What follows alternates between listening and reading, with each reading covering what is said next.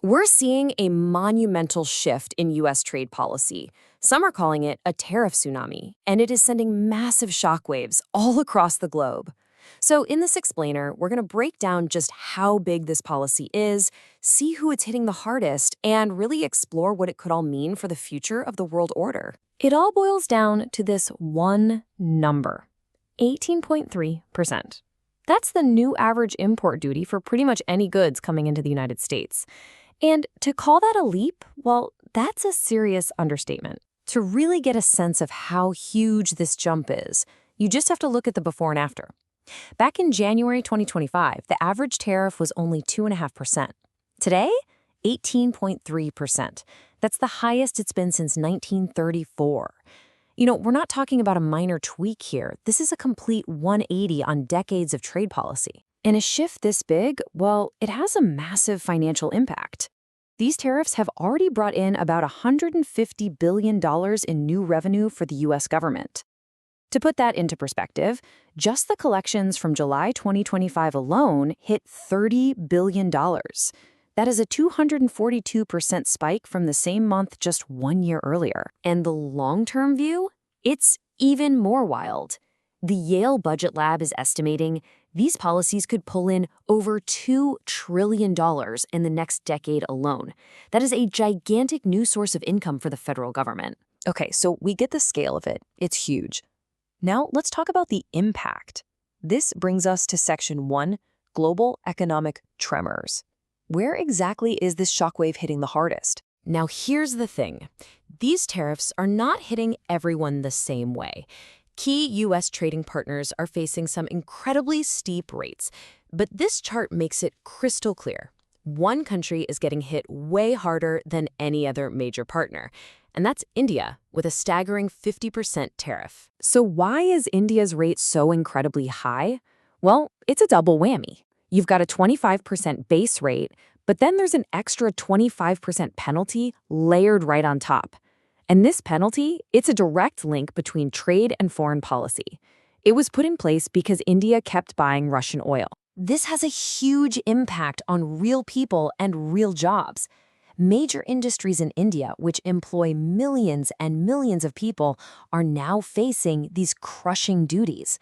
I mean, look at these numbers. We're talking about a total duty of almost 64% on textiles and over 52% on gems and jewelry. The threat of massive job losses is very, very real. So, how has India responded? With defiance. Prime Minister Modi has said very publicly that India will not compromise. This kind of standoff is causing a serious chill in U.S.-India relations, and it puts really important strategic alliances like the Quad in a tough spot. The situation with the European Union is a little different, but it's just as tense. They actually managed to negotiate their tariff down to 15%, but you could say it's a fragile truce. The U.S. has been very clear that those tariffs could shoot right back up to 35% if the EU doesn't deliver on certain investment promises. So they're kind of walking on eggshells. But don't think the EU is just going to take this. They've already prepared a retaliation list worth over $80 billion US.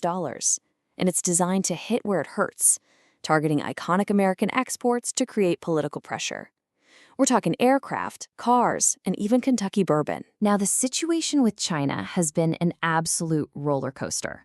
At one point, tariffs just skyrocketed to an unbelievable 145%.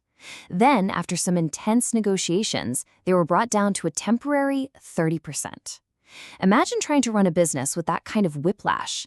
The uncertainty is paralyzing for anyone with a supply chain running through China. All this pressure is leading to a coordinated response from the BRICS nations. They're basically launching a 4-part economic counterattack. They're speeding up efforts to move away from the dollar. They're looking for new places to trade, they're building up trade within their own bloc, and they're gearing up for a legal fight at the World Trade Organization. So, we've seen the numbers, we've seen the global fallout. Now for the really crucial question.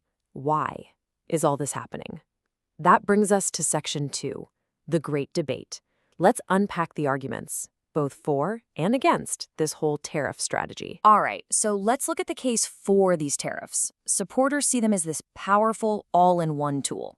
They argue it brings in money, it protects American manufacturing, and at the same time, it gives the U.S. a big stick in negotiations to shrink the trade deficit. And the bigger goals? Enhancing national security and putting strategic pressure on rivals by not depending so much on their supply chains. But, of course, critics see a totally different reality. They argue that these tariffs are basically a hidden tax on American consumers, which just fuels inflation and throws supply chains into chaos. And far from protecting jobs, they warn it could actually lead to job losses at home, slow down the whole global economy, and, of course, kick off nasty retaliatory trade wars. So what does that consumer burden actually mean for you? Well, to put a number on it, estimates suggest these tariffs are costing the average American family around $2,400 a year. It's like a stealth tax that just makes all kinds of imported things more expensive. You'll also hear economists talk about this concept called dead weight loss. And put simply, it just means inefficiency. It's when a market gets out of whack and value just disappears. It's lost to everybody. The sand in the gears analogy is perfect. It just makes the entire economic machine run slower and clunkier for everyone involved. Okay. So let's pull back and look at the biggest picture of all. Because this isn't just about short-term economics. This policy could have consequences that reshape the entire world order for decades. When you look at the U.S. economy right now, the signals are just deeply confusing. On one side, you have some good news, right? $150 billion in new revenue, the trade deficit is down.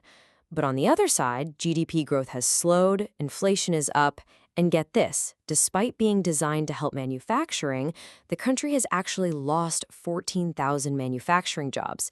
It's a real mixed bag. And the global outlook? It's pretty worrying. JP Morgan's research team is putting the risk of a global recession at a staggering 40%. And they say a big part of that risk comes directly from all the uncertainty these trade policies have created. You know, what's really striking is just how fast all of this happened. This timeline shows that in just a matter of months, from January to August, U.S. policy went from a low, stable tariff to a declared national emergency and then rapid-fire penalties on one of its biggest partners. So when you boil it all down, what we're really witnessing is a fundamental challenge to the global trade order that's been in place since after World War II. It's putting huge strain on institutions like the WTO, and at the same time, it's facing serious legal challenges right here in U.S. courts over whether it's even constitutional. And really, that leaves all of us with a huge, thorny question to think about. In this new era of economic uncertainty, where it feels like all the old rules are up for grabs, how is a country supposed to balance its own immediate economic needs with the long-term strategic partnerships that have pretty much defined the world for the last 70 years?